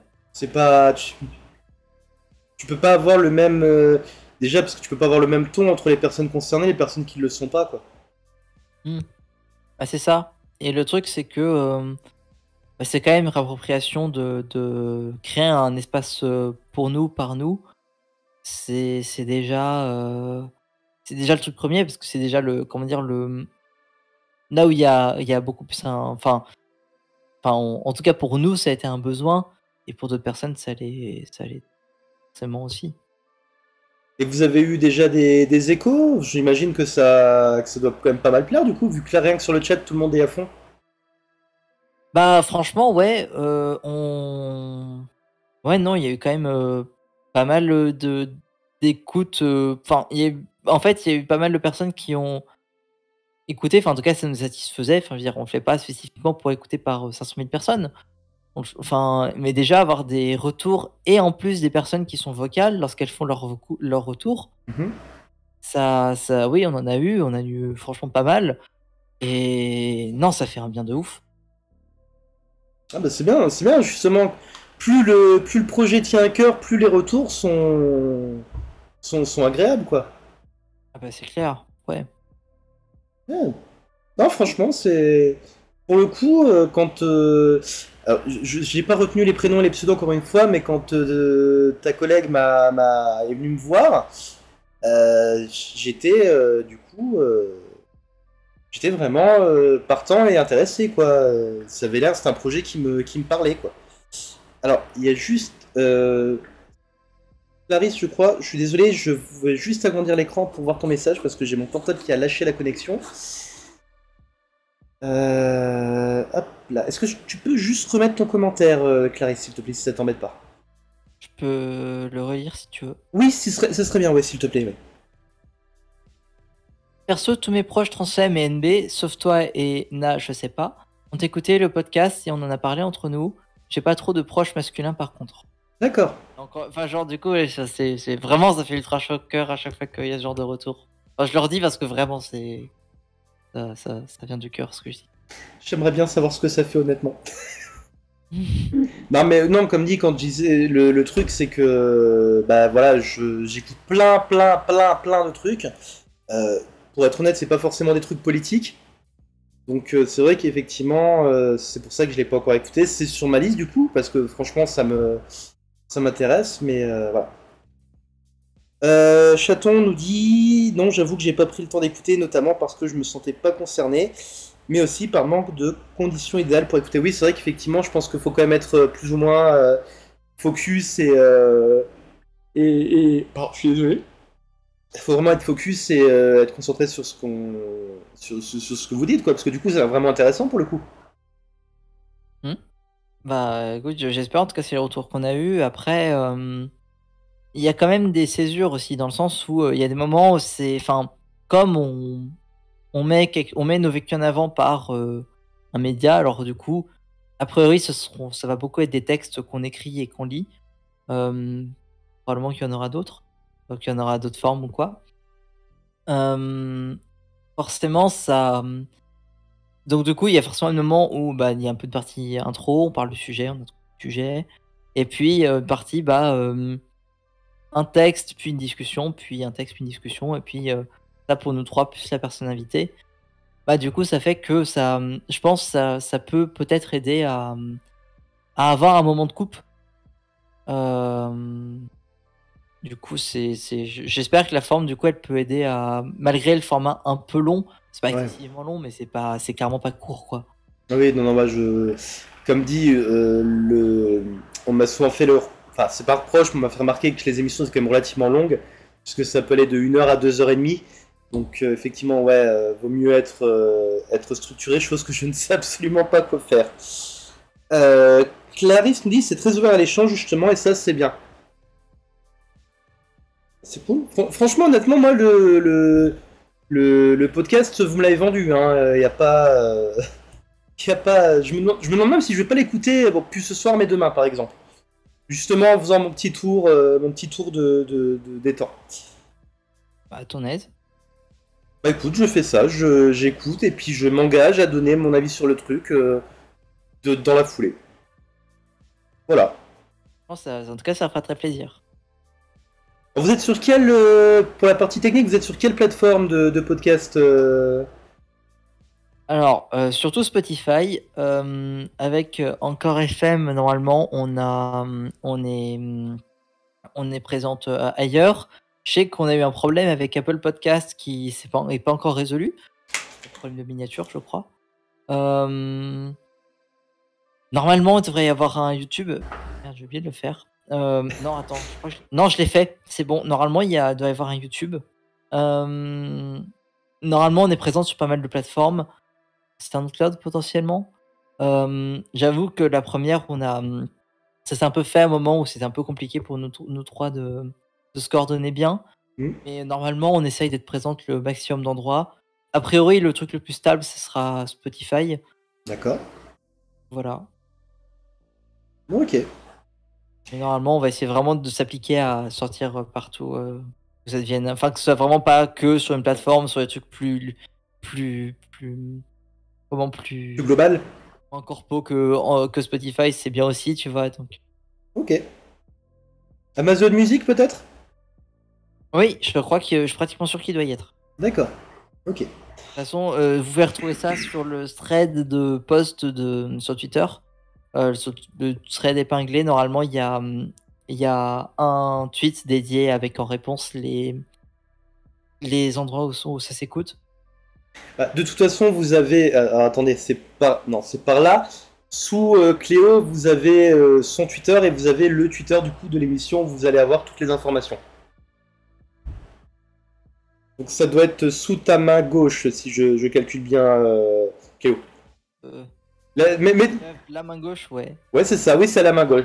C'est sous la main gauche. Donc @meuftub. Est-ce que tu veux ajouter quelque chose sur le podcast? Ouais, que si vous pouvez. Enfin, que. Juste sur les prénoms, parce que du coup, on met beaucoup moins en avant, mais quand même, on est trois. Donc, du coup, enfin, quand même un merci énorme à personnes extraordinaires que sont Zélie et Aurigan. Ah, c'est Zélie qui m'a contacté, qui m'a contacté à la base. Voilà. Ouais. Bah, c'est tout? Bah, franchement, c'est tout. Dans le sens où, enfin, je veux dire, j'avais vraiment plus juste envie de dire ça, du coup, D'accord. Non, en soi, enfin, je sais pas trop. Comme ça, je sais pas trop. Bah, en tout cas, je pense que sur le chat, ils confirmeront, même si certains sont déjà un public conquis, mais en tout cas, là, franchement, tu nous l'as bien rendu le truc. tu sens tu sens que c'est un projet qui te tient à cœur. Et c'est pour ce genre de truc, je pense que justement, c'est ça qui est important, quoi. Je pense pas que tu puisses faire un podcast aussi important et aussi politisé sans y croire à 100%, quoi. Ouais, bah ça nous motive beaucoup, c'est le fait que bah en fait déjà on crée quelque chose, on a un résultat, on a des personnes qui réagissent à ça positivement, même si elles réagissaient même si les personnes réagissaient négativement, enfin il y a des personnes qui interagissent quoi. Et et, et ouais non, enfin moi perso je pense que c'est j'ai envie de dire indé par conservatisme, mais du coup vu que c'est par conservatisme, je vais pas dire indé, je pense que c'est le plus beau projet de ma vie. Donc c'est non, enfin, c'est un truc qui me remet énormément et la place que ça prend et le comment dire l'énergie, l'entrain et la motivation qu'on a, je pense qu'on pour le coup on la partage de manière assez équivalente. Donc je pense pouvoir parler un peu au nom de mes collègues, enfin mes collègues, mes amis si elle et elle confirment. Bah écoute, ouais, comme dit, bravo. C'est con à dire, mais ouais, ça a l'air vraiment, bien et important. Et ça, c'est à mon avis trop rare les podcasts qui soient et bien et importants. Ah, merci beaucoup, ça me touche beaucoup et je pense que ça nous touche beaucoup. Alors, maintenant, on va partir dans un sujet qui va peut-être différent ou pas, je sais pas. C'est le moment où l'invité a le droit de parler du sujet qu'il ou qu'elle veut. Ça peut être en rapport avec la cause LGBT, ça peut être totalement autre chose. C'est the moment de liberté of the invité. Et ben je savais même pas que j'en avais un, incroyable. Je crois que j'ai envie de parler de philo, mais d'en parler. Enfin, je crois que j'ai envie d'évoquer deux petites choses. Une plus petite que l'autre, mais du coup, j'ai envie d'évoquer un peu la philo en disant que. Pour le coup, c'est un truc que je porte un peu avec moi et que j'ai envie de mettre en avant aussi. C'est, à mon sens, tout le monde fait de la philo. Dans la mesure où. Enfin, malgré le fait que ce soit une discipline hyper. Enfin, c'est d'abord une discipline académique. Hein, enfin, franchement, un nom. Enfin, dire la philo, c'est la mère des sciences, ça en impose, mais c'est quand même vachement intimidant. Ça donne un peu un côté un peu hautain, un peu comment dire, le côté cliché en fait, hein. Tout simplement un peu cliché. C'est comme ça que l'expression est née, donc oui, t'as pas tort. Mais le truc, c'est que pour moi, quand on questionne, quand on a des questionnements, alors forcément, du coup, on peut dire par extension sur soi, quand on questionne ce qui est établi, quand on questionne ce qui va de soi, quand on mène vraiment une forme de recherche, de réponse, pas que pour soi, mais ça va un peu au-delà de ça, un peu de la recherche pour la recherche, voilà, on se pose une question honnêtement parce que ça nous anime un peu. Mais en fait, tout le monde le fait. Et pour ça, c'est hyper important que vous croyez en vous, en fait. C'est que en fait, même si on fait des pas plus ou moins importants, plus ou moins maladroits pour essayer de répondre à ces questions qui parfois sont super dures. Enfin, je sais pas. Si, allez, on va faire la plus cliché de toutes les questions philo qui soient. Si je dis le sens de la vie, c'est Voilà. un truc qui paraît ultra écrasant. Bah, en fait, c'est pas parce que le sujet est écrasant qu'on n'a rien à dire. Et c'est pas parce qu'on se sent écrasé par le sujet ou que c'est imposant qu'on n'a rien à en dire. Il n'y a pas un peu un côté fourre-tout et un peu bordélique justement à répondre à des questions comme ça en fait. Parce que j'ai l'impression que c'est un peu l'équivalent enfin, là, je suis exprès d'être un peu négatif sur le sujet parce que c'est un truc. Pour full disclaimer, la philo, j'en ai jamais faite. Je le regrette. Je le regrette parce que avant de changer de filière, j'étais en littéraire et j'avais hâte de commencer la philo. Mais j'ai changé de filière et j'ai jamais pu en faire. Mais est-ce qu'il n'y a pas un peu un côté, en gros, pisser contre le vent en espérant que ça va toucher la cuvette à un moment ou à un autre? Alors, à mon sens, non. En tout cas, ce qui empêche ça, c'est l'échange. Parce que quand tu as des échanges, quand cette recherche-là, ces questionnements-là, tu les fais pas tout seul, pas toute seule, et que mieux tu les fais à plusieurs, en fait, tu construis quelque chose. Bah justement, non, c'est là où tu construis quelque chose, c'est là où Euh, ouais, la philo au lycée, ça dépend énormément du prof qui te l'enseigne. Et ça peut vraiment complètement gâcher le truc. En tout cas, comme premier contact. Donc, pour moi, ce qui est important, c'est d'essayer de construire quelque chose. Que, bah, en fait, s'il reste quelque chose, c'est pas que chez soi, c'est aussi chez d'autres gens. C'est pour ça que écouter et lire des choses, c'est bien, c'est dur aussi, parfois. Moi, par exemple, j'ai énormément de mal à lire, pourtant je fais de la philo. J'ai envie d'aller dans la radio ensuite, donc c'est finalement j'aurais peut-être un peu moins cette difficulté. Mais en fait, pour moi, ce qui est intéressant dans la philo, et c'est pour ça que ça peut donner cet air fourre-tout, c'est que c'est connecté à des tonnes de disciplines en fait. C'est connecté aux sciences sociales, c'est connecté aux autres sciences, c'est connecté à l'art, c'est connecté même à la vie de tous les jours. Alors évidemment, c'est sûr que à mesure qu'on en fait, à mesure qu'on est sensibilisé, à mesure qu'on y est confronté, c'est vrai qu'on pense plus forcément pareil. C'est une bonne chose. On essaye de un peu mieux penser aussi, sans le côté Z pédant, hein, attention. Mhm. C'est juste que bah voilà, on peut aller au-delà de la banalité tout en parlant de sa vie en fait. D'accord. Quoi.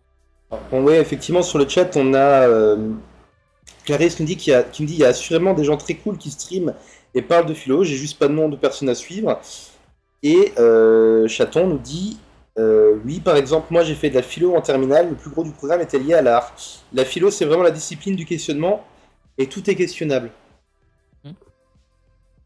Et Ouais, mais- c'est vrai que du coup, Pardon, je t'ai coupé. Non, j'allais dire justement, c'est pour ça ce côté.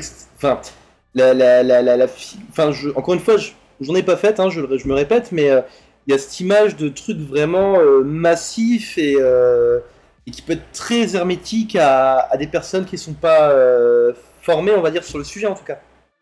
Ah, pour le coup, carrément. Carrément. Mais en fait, je pense que la philo, pour le coup, bah oui, est clairement fautive de son élitisme, hein. Enfin, je veux dire, pour le coup, il existe encore. Et pour moi, la question il faut qu'on la vulgarise bien et qu'on la vulgarise, c'est un vrai enjeu, en fait.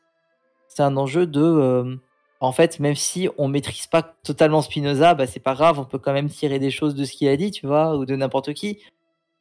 Bon, après, c'est sûr que ce qui est compliqué, c'est il y a aussi la mauvaise vulga. Frédéric Lenoir, qui fait beaucoup enfin, qui publie des livres et tout. Mon prof, j'ai un prof qui l'a énormément critiqué dans sa manière de parler de Spinoza. Parce que ce type-là en parle avec une vibe très développement personnel. Donc, c'est vite problématique, quoi. Ouais, effectivement, ouais.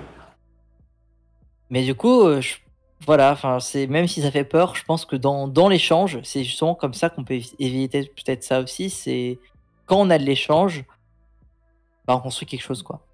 Mais justement, le problème qu'il peut y avoir, enfin, je sais pas, le- la, la philosophie, c'est quelque chose qui est très cérébral, on va dire, très mental. Et comment tu peux inculquer à quelqu'un des façons de penser, sachant que chaque personne, justement, ne pense pas de la même façon?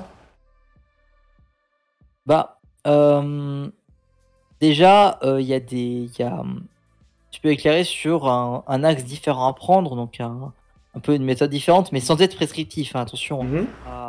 Mais juste, voilà, bah, en fait, il y a telle manière de le voir, ou en fait, c'est pour ça que je le dis, on peut le lier à du vécu. Alors forcément, du coup, vécu, c'est quand même pas mal lié à... Enfin, comment dire, c'est... Son vécu de tous les jours, il est important aussi. Enfin, je veux dire... Comment est-ce que notre vécu ne peut pas parler de grandes thématiques comme, je sais pas, le travail? C'est une putain de grosse thématique. Ouais. Et en fait, on a tous un vécu lié à ça, dans le sens où on a des choses qui vont de soi sur le travail. Et à partir de là, bah, je sais pas, parler d'exploitation, parler même de droit du travail, en fait, c'est déjà une thématique. Ouais. En fait, il y a quand même beaucoup, beaucoup, beaucoup de choses dans déjà nos vécus qui touchent la philo et que la philo peut toucher. C'est pour ça que très cérébral, Bah, ça dépend en fait. Je pense que justement, on peut la déconnecter un peu de juste le côté académique, au contraire. D'accord. Alors c'est peut-être du coup la matière qui serait la moins adaptée aux méthodes d'éducation actuelles, si on suit ton raisonnement. Excuse-moi, je lisais une réponse dans le chat, du coup, j'ai pas. Attends, je vais lire la réponse à voix haute et puis après je te redirai ce que je disais. Clarisse nous dit, je trouve pas ça très cérébral justement dans le sens où t'as plein de méthodes et de courants, c'est toujours la même à mettre en lien avec plein de trucs qui permettent de simplifier la compréhension des idées. Et ce que je disais ensuite, c'est que du coup, d'après ce que tu me dis, moi j'ai l'impression que c'est en fait la matière la moins adaptée aux méthodes d'éducation actuelle en fait. Puisque du coup, on nous, Vas-y, termine. parce que du coup, bah, c'est pas nouveau, tout le monde le dit, enfin beaucoup de personnes le disent. L'éducation actuelle, quand j'ai éducation, c'est l'éducation académique, donc les écoles, tout ça, sont pas forcément les meilleures méthodes possibles. Et le fait que justement la philo soit tellement quelque chose qui puisse se rapprocher au vécu de tout à chacun, fait que du coup, à mon sens, c'est du coup la matière la plus inadaptée justement à nos méthodes actuelles d'éducation. Franchement, oui. Je pense qu'il y a pas mal. J'y avais pas pensé comme ça, mais clairement, ouais. Le fait que. Enfin. Rien que le fait d'avoir un programme en philo, c'est impossible de l'envisager sans aujourd'hui, tel que c'est enseigné. Et pourtant, c'est trop réducteur en fait. Tu survoles plein de choses, même si c'est pas grave de survoler des trucs. Ça fait très. Enfin, comment dire, t'es pas dans une disposition à avoir ce genre de questionnement. Alors, juste un truc, pensez au moment présent. On est en train de parler de philosophie, et pendant ce temps-là, en dessous, t'as Batman et les Deadpool qui sont en train de se balader sur l'écran. Une salle, deux ambiances. Ça, moi, ça va très bien. Hein. Bah. Alors, du coup, il y a quelques réponses. Ouais. Alors, Chaton nous dit la philo, ça a l'air très élitiste parce que ça a longtemps été porté par des hommes cis et bourgeois. Oui, je pense. Ensuite, Clarisse nous dit il faut pas chercher à vouloir s'arrêter à un résultat car c'est impossible et c'est pas le but. Le but c'est de s'enrichir et de confronter les choses en prenant en compte nos biais et ceux des autres. Carrément d'accord. Et donc Chaton nous dit qu'elle a été coupée. Clarisse nous dit les 8 heures par semaine, on n'a rien vu dans le programme. Bah, ça dépend des profs justement. Ouais. Le programme, c'est limitant. Alors forcément, ça donne des. Comment dire ça. Ça peut lancer des pistes, mais le fait que le chat qui démolit le canapé, pardon. Le fait que on voit toujours Freud comme un philosophe, ça, c'est un problème en fait, par exemple. Du coup, c'est comment dire, c'est en ça que c'est limitant, c'est que il y a des choses à voir, il y a un programme à faire. Parfois, on peut ne pas le faire, mais du coup, on peut être pénalisé au bac parce que c'est un examen qui est hyper normatif aussi. Enfin, normé en tout cas. Ouais, c'est ça que je trouve, c'est ça que je trouve très con en fait, c'est que autant je peux comprendre à la rigueur pour des trucs qui sont très, comment dire, très carrés, très factuels, par exemple l'histoire, éventuellement les maths. Salut qui a la musique. L'histoire, éventuellement les maths, mais pour une maths, pour un truc justement qui est tellement propre à l'interprétation et au vécu de chacun, comment tu veux mettre une note là-dessus? Bah, pour le coup, tu peux dire de la merde en philo, hein. Pas parce que c'est très ouvert que tu peux pas, que tu peux ne pas dire de la merde. Donc, c'est sans ça que tu peux avoir un. Mais en fait, le truc, c'est que de toute façon, même le format de note est de base, hein, et de toute façon un problème aussi. Oui, bien sûr, oui. Bien sûr. Bah, de toute façon, bah, c'est vrai que l'éducation, on en a. L'éducation, encore une fois, l'éducation au sens scolaire, on n'en a pas vraiment beaucoup parlé dans l'émission, mais c'est vrai que personnellement, je le dis sans aucun truc, je trouve qu'elle est mal foutue, quoi. T'as pas. Ouais. Enfin, voilà. Alors, on a de nouveau plein de réactions. C'est une des premières fois que vous réagissez autant dans le chat, ça fait plaisir. Céris nous dit il y a un côté aussi barbant, de ce que je m'en souviens, des dissertes que j'ai griffonnées, mais surtout ça peut partir en cacahuète. Zone Collector nous fait, je sais pas pour les autres pays, mais en France, une ère matière introduite au programme et qui en plus comptait énormément Terminal L, pire organisation. Chaton nous dit on n'a pas vu tout le programme, mais je me suis retrouvé avec un sujet de bac sur un truc pas vu, j'ai dû improviser. Clarisse nous dit j'avais un prof de philo focus sur le fait de nous envoyer en prépa. Notre classe cuir voulait plus de débats. Et The Rune Collector enfin nous dit j'avais un prof relativiste au possible, vraiment bof comme expérience. Ouais. Et un relativiste, ouais, c'est sûr qu'on peut pas, ouais. Ouais, bah c'est sûr, c'est... Comment dire ouais, le problème, le fait de devoir avoir une notation, forcément, c'est un souci. Et et devoir plier la philo à ça veut dire c'est possible. Mais le truc, c'est que dans ce cas, bah, tu passes ton bac, donc tu fais un bachotage, en fait. Et c'est con de réduire c'est con que la philo soit réduite à ça. Parce que du coup, la partie échange, bah, elle est pas trop là. Enfin, on peut dire, elle est là dans ce que ton prof aura pu te dire. Mais bon, voilà, c'est le problème, c'est que du coup, l'échange que tu as, il repose là-dessus, sur la place que donne le prof, bah, au débat, ça peut être dit, ou pas, justement. Et ouais, ouais, je comprends que clairement, la philo au lycée, ça peut être vraiment douloureux, quoi. Ah, le truc, encore une fois, bon, encore une fois, c'est plus sur le. Encore une fois, sur l'éducation, j'ai jamais dit au sens en une soirée, mais au final, les notes, ça veut même pas te dire que tu as appris quelque chose en fait. C'est qu'on t'a donné une méthode qui va te durer un temps X, mais au final, t'auras rien appris. Kia Musique nous dit l'école c'est bien de la merde et mal foutu oui. En philo, j'ai eu 10 sans évoquer aucun philosophe, mais que de la philo au sujet de la section S scientifique. Ah ouais, ouais, ça peut être très variable, quoi. Non, l'école et les méthodes d'éducation actuelles. Alors attention, ça veut pas dire que j'ai une solution magique, hein, c'est pas du tout mon truc. Je dis juste que la façon de faire actuelle, de ce que j'en ai vu, de ce que j'ai vécu, ne fonctionne pas. Ou en tout cas, ne fonctionne pas pour tout le monde. Et pour un truc aussi important que l'éducation, ou en tout cas on va pas dire la culture, mais justement certaines bases, le fait que certaines personnes n'y aient pas accès, c'est quand même bien dommage. Et évidemment, oui, chacun son avis sur la question, bien évidemment. Ah, ça va le plan? Merde. Ah, ça va le plan? Désolé. C'était quoi ce plan de décolleté là? Eh, il est trop. Pas des vents en plus. Non, c'est juste, je voulais mettre un peu de lumière. Voilà. Parce que quand même, là, on voit plus trop. Du coup, c'est...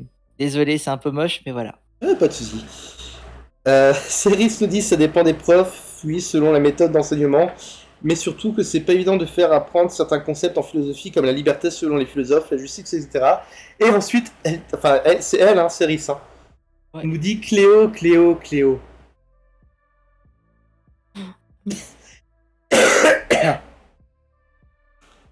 Ah, K Musique nous dit t'inquiète, je connais bien le sujet, ma mère est prof. D'accord. Après, comme je disais, ça veut pas dire que je méprise les profs ni quoi que ce soit, hein. Absolument pas. C'est la méthode que je. C'est la méthode que je ne trouve pas bonne. D'accord. D'accord, Cés. Mais Pardon. Non, vas-y, je suis désolé, je pars dans mes trucs. Oh, mais t'inquiète, c'est une discussion super intéressante. C'est pour ça que du coup, je voulais aussi évoquer autre chose, mais du coup, je sais pas si soit qu'on termine le sujet, soit qu'on... Vas-y. T'as autre chose à dire? Ok. Et sinon, juste évoquer un truc comme ça, j'ai eu une vraie découverte, enfin redécouverte, sur... alors du coup, je saoule pas mal de gens avec ça, mais si pour l'instant, personne m'a dit que je les saoulais avec, pourtant j'en parle beaucoup. Ah putain, tu saoules. Ça y est, c'est fait, j'ai même pas dit le sujet. J'avoue, c'est fort.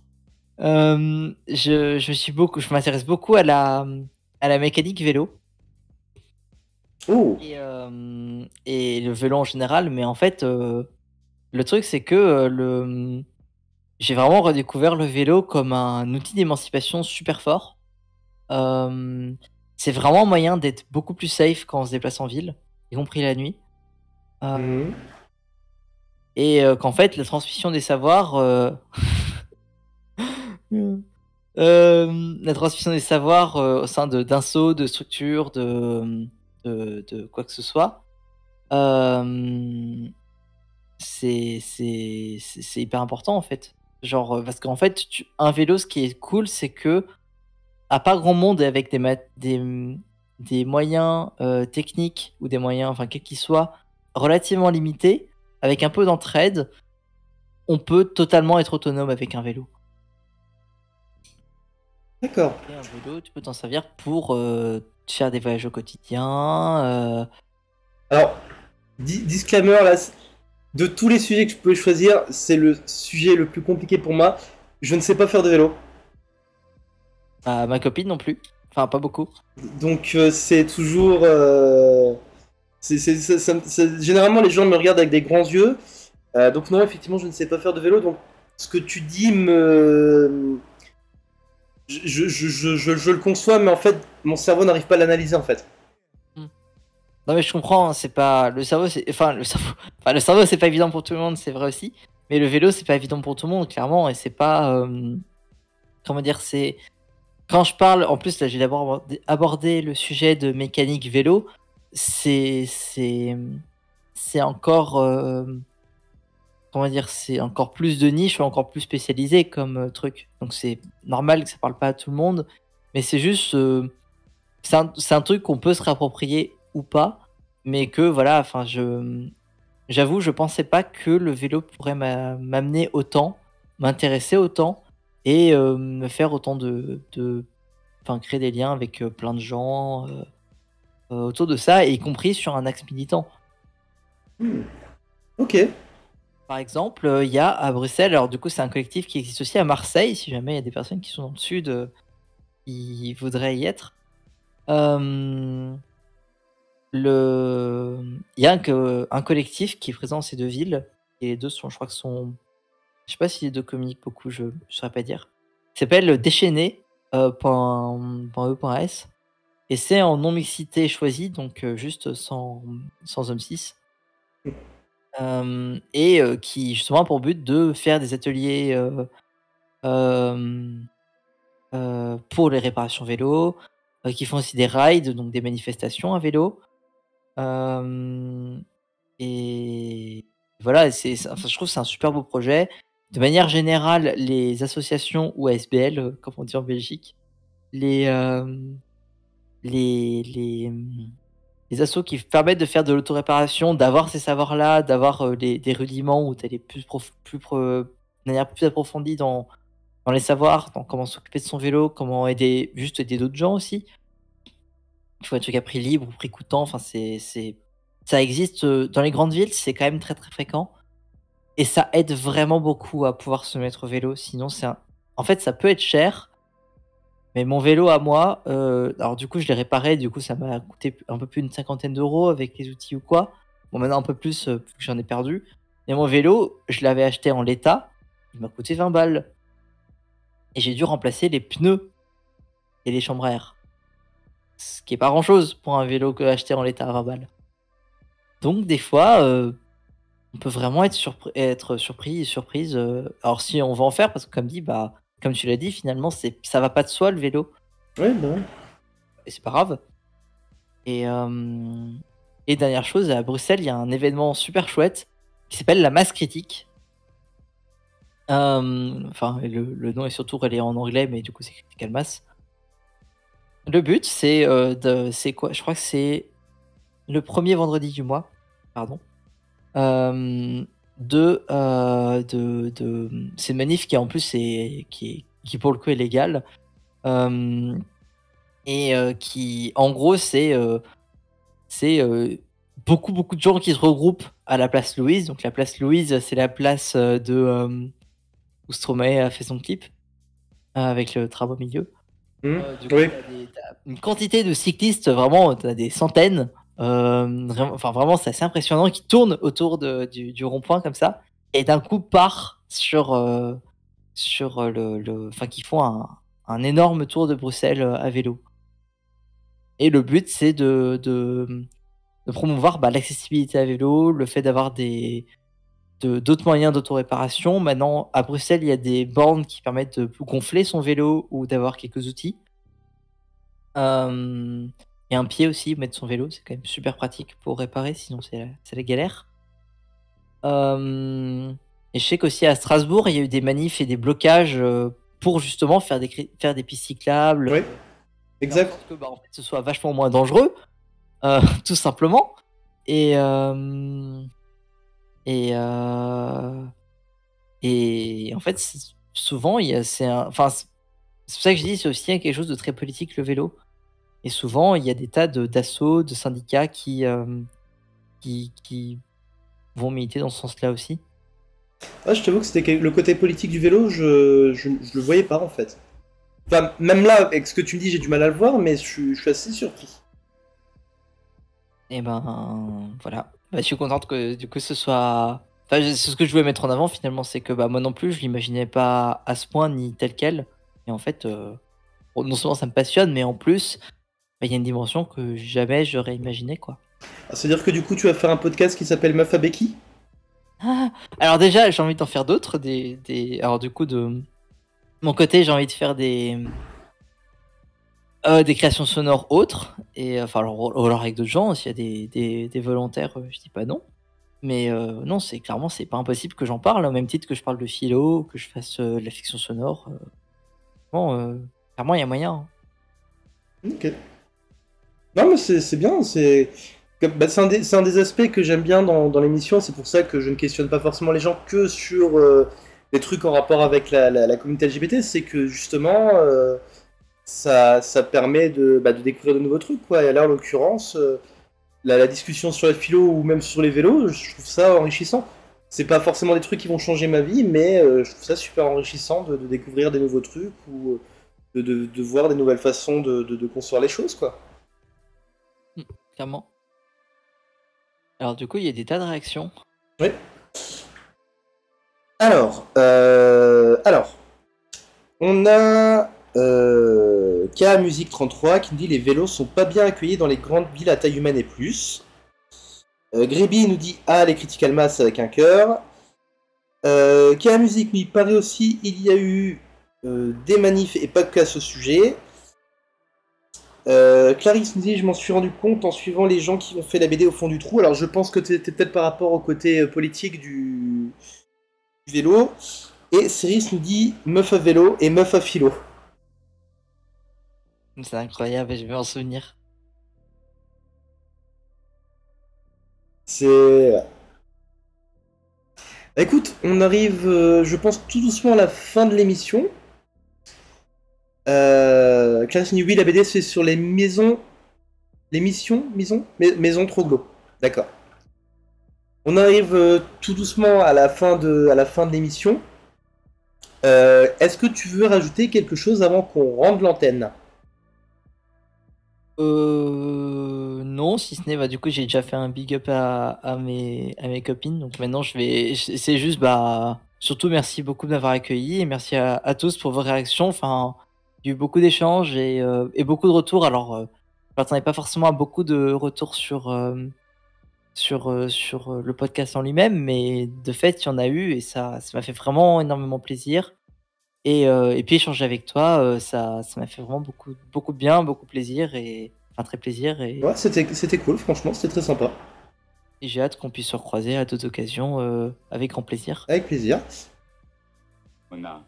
Merci pour le follow Gayfoot amateur. Oula, mais... arrêtez. J'ai oublié de le faire, alors pouf. Monte tes pieds. Ah ouais, d'accord. On demande un bannissement. Oh putain, oui, c'est malin ça. Merci. Oh non, mais sérieux, faut arrêter.